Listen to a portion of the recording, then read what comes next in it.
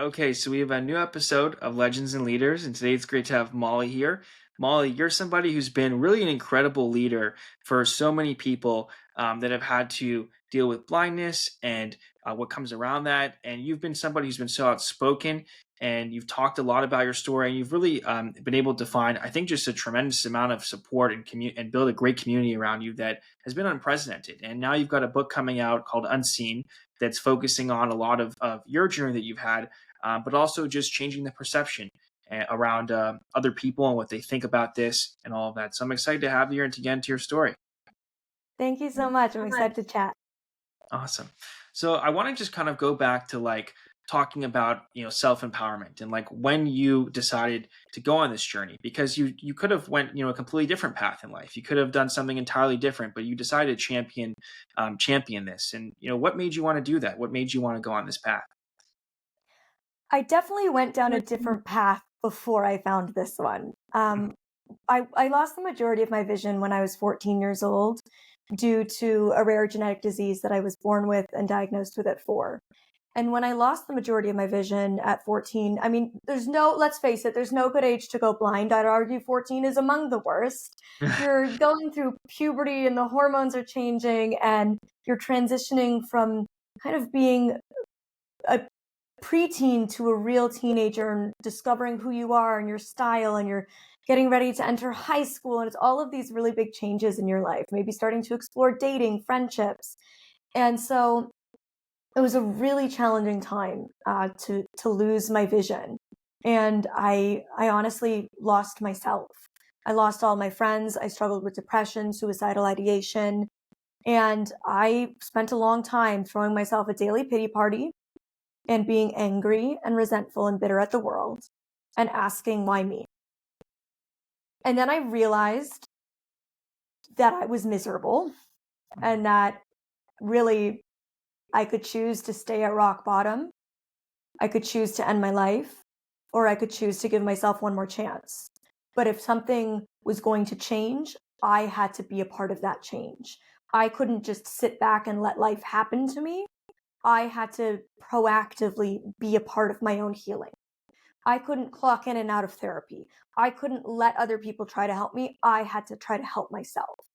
And I did. And it was small things at first. The world doesn't turn around overnight. It was every single day making a small decision, every single day intentionally trying to change my mindset.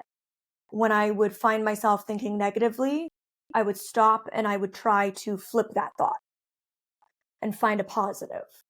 So it was this kind of active choice, and slowly I rebuilt my life, and realized that I needed to find purpose to my pain, and that purpose became helping others do the same.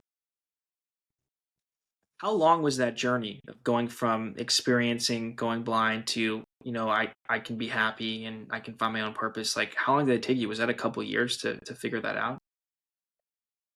Honestly, healing is never linear. Mm. There's ups and downs and twists and turns and all of these unexpected bumps in the road. So it's always a journey. Even still to this day at 31, all these years later, I still have moments where I find myself slipping or struggling. I face a new challenge in my life and I find my mindset going back to seeing things negatively, and I have to be like, "Oh, Molly, snap out of it." And so I don't want it to be like I worked hard enough and I got to this place of perfection. There's never a place of perfection. You're always growing, you're always learning.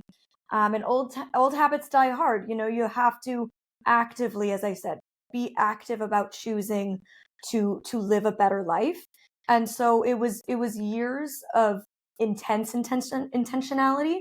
So really doing a lot of therapy, from cognitive behavior therapy to talk therapy, really focusing on nourishing my body with healthy foods and healthy choices, creating a full lifestyle, mind, body, spirit, that was going to let me live my best life. But there's no one magic solution. There's no fix it all pill you can take. It's really a holistic approach. So when did you decide, Molly, that you wanted to take to social media and start creating content around this and sharing your journey and sharing, just what you feel like lessons? When did you want to really make that something that's very serious and a big piece of your life? like all content creators, I started out as a fan of social media. And I Mm, found social media as a viewer at 14 when I had lost all my friends and I felt really isolated and lonely because I was always a super bubbly, outgoing person. I was always hanging out at the mall with my friends and going on sleepovers. And so to no longer have that, I needed to fill my time. And I found social media. I found these YouTubers who were all around the same age as me, and they would make content about beauty and fashion and all the things that I loved and used to talk about with my friends. mm, And I felt so connected to these girls through a screen. And I thought it was incredible that they had no idea who I was. I was just another viewer, another number, another comment. But to me, they were like having friends again. mm. And I always understood how powerful that was. So I kind of in the back of my mind all throughout my teen years thought like, oh, I'd love to start a YouTube channel one day and be a part of doing that for other people. But I also was well aware I wasn't ready. I couldn't help people until I had really healed. And so again, I like really committed myself to the healing journey. And it wasn't until I was 20 years old that I finally pulled the trigger. I had just quit what had been a dream job that turned into a nightmare. Mm. I had been touring the world full time as a speaker for 2 years. I was exhausted, I was burnt out, and I needed to do something that would feel fulfilling for myself again. And I started my YouTube channel, and it's been 11 years. What was that like initially, just beginning to make content, make videos, and like how did your style evolve over time into what it is today? Like what went into that progression to become, who you are now, content wise? Yeah, of course, over 11 years, my content evolves just as I, as a human being, have evolved. I've grown up. I've literally shared my entire 20s, for better or worse. I've shared my entire 20s on the internet for people to, connect with and sometimes judge, for sure. That's a part of it. But when I first started, there was really no disability representation in social media, much like we don't have in mainstream media. And in mainstream media, there's a lot of gatekeepers. There's a lot of reasons we've not had the representation we deserve in mainstream media. But on social media, the gatekeeper is the general public. You either resonate with people or you don't. But it's wide open. You can just start. And so I felt like, it doesn't exist yet. I'm not seeing people like me talking about having service dogs and being disabled and, accommodations and accessibility and all of these things that impacted my life on a daily basis. So I thought I'll just start. But when there's no one to look up to, it's hard to get inspiration of what do I make when I don't see anybody making something? Because a lot of creators get inspiration from other creators. We're inspired by each other. And I didn't really have that community to connect with or to be inspired by. So I just looked around life and I got inspired by life. And I started making videos about all the things I noticed the general public in my day to day life were curious about. And I thought, well, if people in my real life are curious, then surely people on the internet are too. And I started making these videos, and slowly but surely, I want to make so clear, I was by no means an overnight success. It was a long, hard slog to get to where I am today, in part because the community didn't exist. So it's this kind of vicious cycle when content gets pushed on an algorithm based on recommendations, where you watch one beauty video, so you get recommended another one by a different beauty channel, or fitness, or gaming, or whatever it is. When there's no other disabled channels, or very few, nobody's searching for it, so nobody's watching it, so you're not getting recommended. So it was a pretty vicious cycle at first. So I also had to think outside the box and think, how can I take mainstream content ideas and put a twist on it to make it educational or edutainment, and kind of get into that mainstream algorithm with my unique take on it as a disabled woman.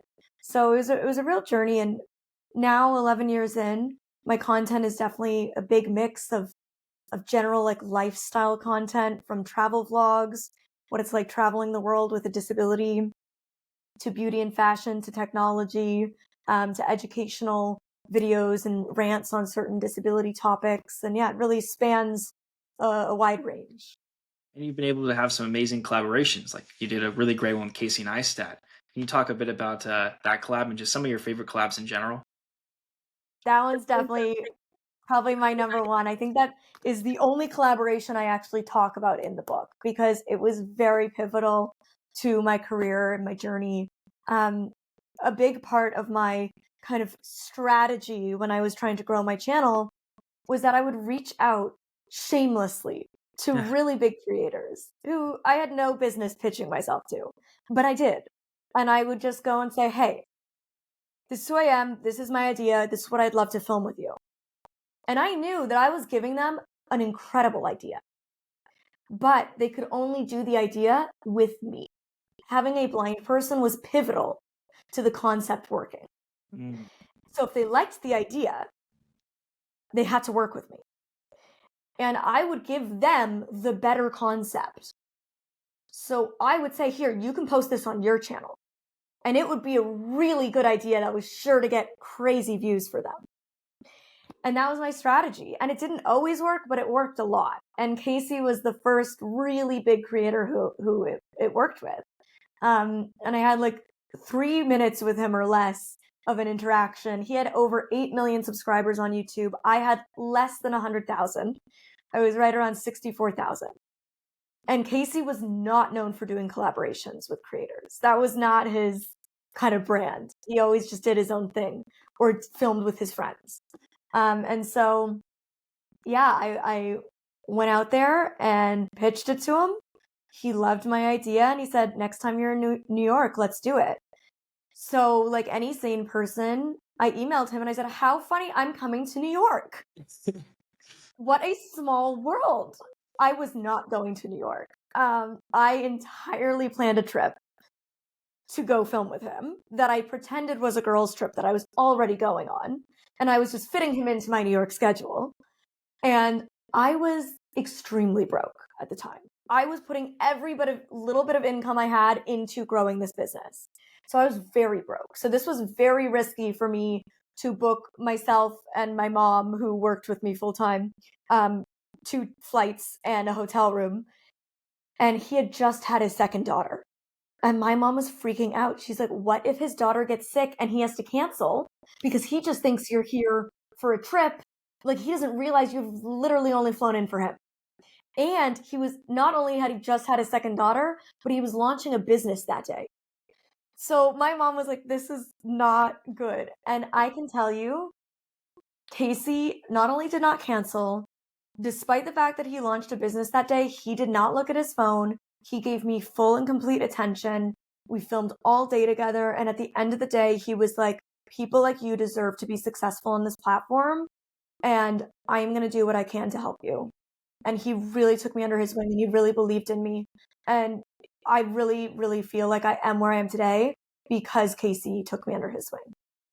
What was the reaction like? Like, how did it change your life, Molly? Basically, right after that, what was the reaction from people to the collaboration?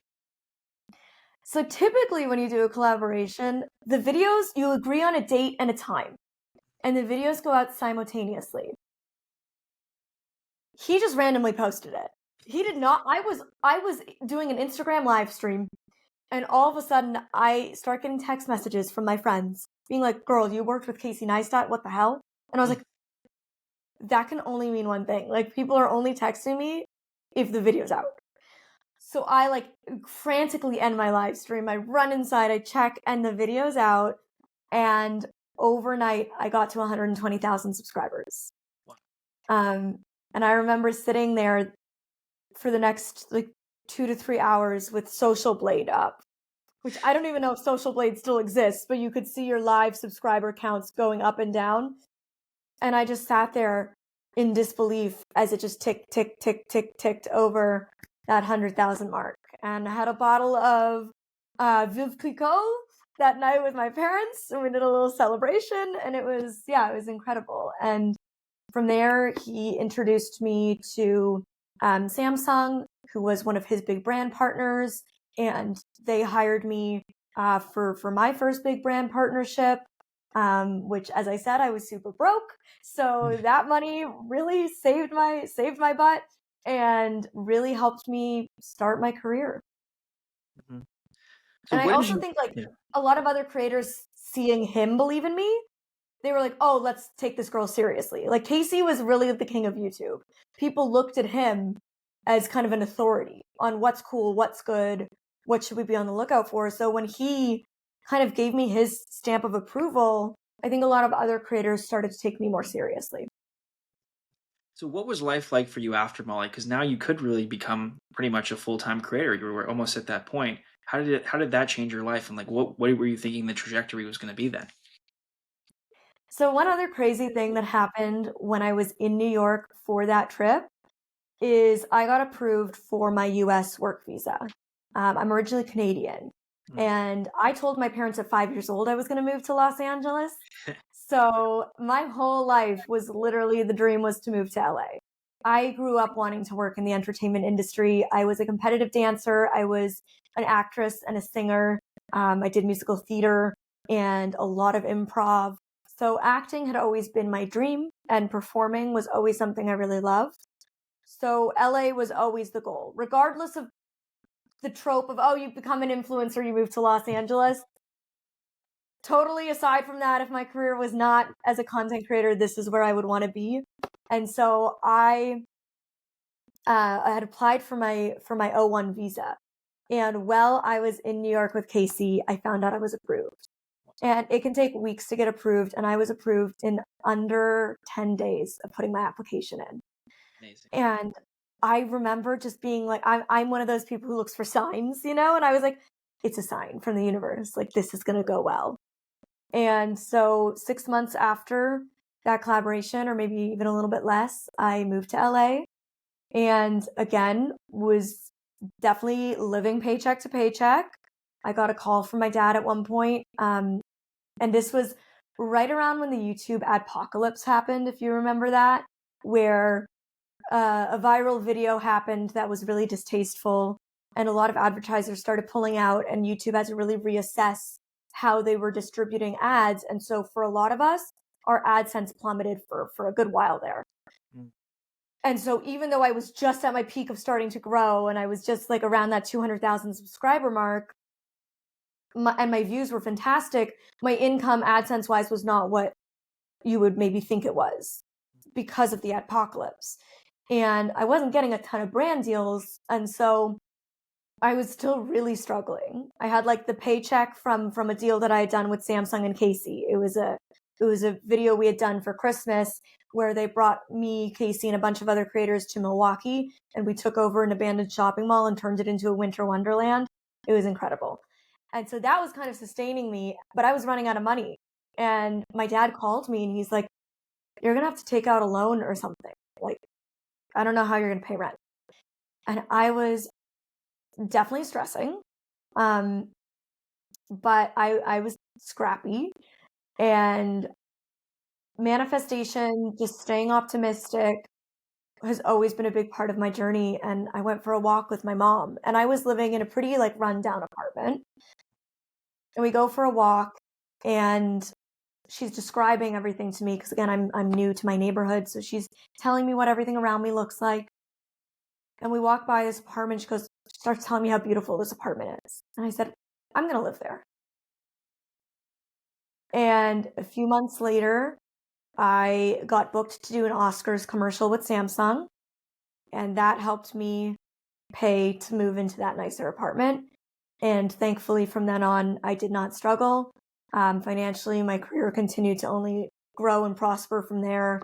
But just because you hit that over 100,000 doesn't mean you're like rolling in money or that you're super successful. It's still, and especially now more than ever, there's so much competition, and there's only so many brand deals to go around. There's only so many views to go around, and so when you're fighting for views in the algorithm, so it definitely can be a challenge at times. But I really believed in what I was doing, and I just hustled, and it's gotten me to where I am today.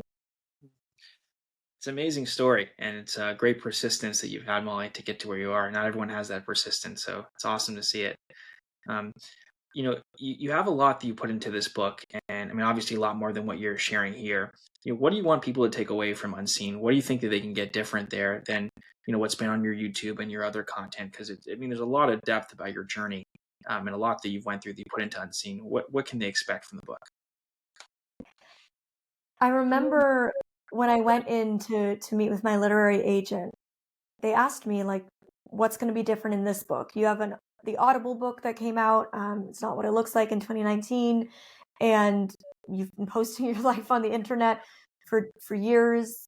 Like, what's going to be different in this book?" And I was like, "Well, there is so much that I've not shared," and I think that's what really surprises people because I'm so known for being such an open book and being very vulnerable. But there was definitely parts of my life that I've dodged. Like when people would ask, I would just kind of tiptoe or dance around it and not really talk about it. And in this book, I finally go there. I finally go deep on things that I've really kept inside for a long time. And honestly, I've mostly kept them inside out of fear. I just haven't known how to talk about it. And a book feels like a really much more intimate way to talk about it, to finally expose those parts of myself and my life, um, than a video. A video can be shared thousands of times over. It can go viral on platforms you don't even post it on. People get in the comment section and they read what everybody else thinks, and sometimes it changes their minds and opinions. I really want, if I'm exposing these parts of myself and my life for the first time, I want it to just be between me and you, me and the reader. This is just for us. And so that's why I felt a lot safer putting in this book. And a lawyer read it. That made me feel a lot safer too. Because definitely, like, you know, I've been done dirty a few times and by people who have reputations to uphold. Um, and I'm by no means sharing my story to tear them down. It's not about them. It's about freeing myself and taking my power back and saying, I let my fear of you silence me, and I'm not going to let that happen anymore because these stories do matter. They're a part of my life and my journey and why I am where I am today. I think a lot of people will feel seen in this book. The title Unseen is not just an experience that's unique to me. I think a lot of people, especially minorities, feel unseen throughout their lives. So I think a lot of minorities will connect with this book, whether they're disabled or not. I think a lot of people will learn different lessons about, the duality that is life, the good and the bad in our lives coexisting. My story is not one of struggle and triumph. My story is one of struggle and triumph coexisting throughout. It's not one that leads to the other. It's the two of them living side by side harmoniously and me learning to live with that.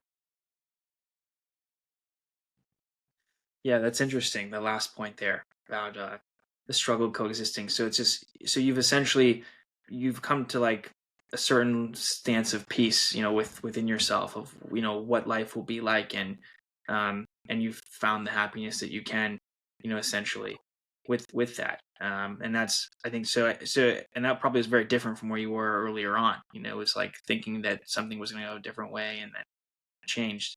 Um, yeah, I guess it takes some time to come to that. Life is all about continuing to grow and to learn, as I said earlier. And along my journey, I've realized that life isn't black and white. It's mostly the gray area in between. I joke that my favorite word in the world is nuance because I think there's so much nuance to everything in life. And that's where the beauty is in the nuance. And so I've learned that life isn't good and bad. Life is both. Um, it's not this or that. They live together and that's okay. And the more we can surrender to that, the quicker we'll get to that place of peace and acceptance. Molly, just the last question that I have, like we ask this to lots of our different guests, what does the next 5 to 10 years look like for you? Like, do you have a vision for that? What are some things you haven't done yet that you want to do? What's in store for Molly in the future? That's a great question. When I turned 30 last year, I reflected on that exact question. Mhm.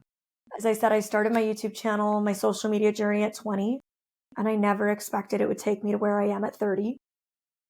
So when I turned 30, I thought, okay, I feel really good about what I've accomplished I'm gonna let that go. When I turned 30, I thought I feel really good about what I've accomplished in these 10 years on social media. Helping be a part of going from no representation on social media to this huge thriving disability community. going from being a struggling entrepreneur to running a successful business as a disabled woman. Going from living in my parents' house to living in Los Angeles, my dream city. I felt like I had done a lot. But I thought, what do I want when I turn 40? What do I want to look back and say I have accomplished since 30? And there's a few things. Of course, releasing my book, and I hope that this is the first of many. I went into this book thinking I've got one book in me, and I've come out of this thinking I've got 6 books in me. So I really hope to be a career author. And I really hope every book just gets better than the next. You know, I wrote this book entirely myself, no ghostwriter, no co-writer, no Wow. AI. This book is all me. It is very much in my voice. It's in my tone. If you watch my YouTube videos and then you read this, it is like you're watching a YouTube video. I'm very much talking to you in my authentic voice. It was really fun to write this. It was extraordinarily challenging. I learned a lot in the process of writing my first book as a non-professional author. And I hope to take what I've learned and turn that into another amazing book and another and another. So that's one thing I really hope to accomplish. And I'm really getting back into corporate speaking. I started my career off as a full-time touring speaker. As YouTube grew, that kind of fell by the wayside a bit. And I miss it. I miss it so much, being on stages physically in front of people and having that face-to-face interaction where I can have conversations in real life with human beings. Is you can't trade that for anything. So I've been really working hard to branch back into that. Yesterday I was wrote for 7 hours, wrote a new keynote. So yeah, I have 3 new keynote speeches that I'm working on. And corporate consulting, that's a huge one for me. I know that I've made a difference to a lot of individuals' lives. I want to make a difference in a really tangible way. I want to be a part of helping companies design products and market more inclusively, and know that when that product is on a shelf and somebody is able to walk into CVS or Sephora and pick up a product that works for them better as a disabled person or just as a consumer in general, and know that I was a part of making that happen for them, I want to do that. So those are really my big 3 things in the next decade of my life, career-wise: more books, more speaking, more consulting, and making tangible change. And in my personal life, you know, I hope to marry my incredible partner and just continue to have a beautiful life. I just became an aunt 2 weeks ago. Congrats. Um, and my niece lives in France, so I haven't even gotten to meet her yet. So just can't wait to meet her and watch my brother and his amazing wife be incredible parents, and hopefully get to be like the cool aunt in Los Angeles that spoils her. Yeah, and that's really what I want for my life. Well, Molly, I appreciate you taking the time and doing this. I think it's amazing the journey you've had and how much optimism and positivity, I can sense coming from you. I mean, I think a lot of people need to see that. And I think that's going to lead to a lot more change, when people see that you're living a really happy, healthy life and you're able to do a lot of good and contribute to the world. I mean, that's going to change corporations. That's going to change the mindset people have. And I think you just need to keep doing what you're doing. So I look forward to people reading your book, to checking out Unseen, and just more content from you that they're going to be able to enjoy. And I'm excited for what's next for Molly. So thanks for coming on and doing this.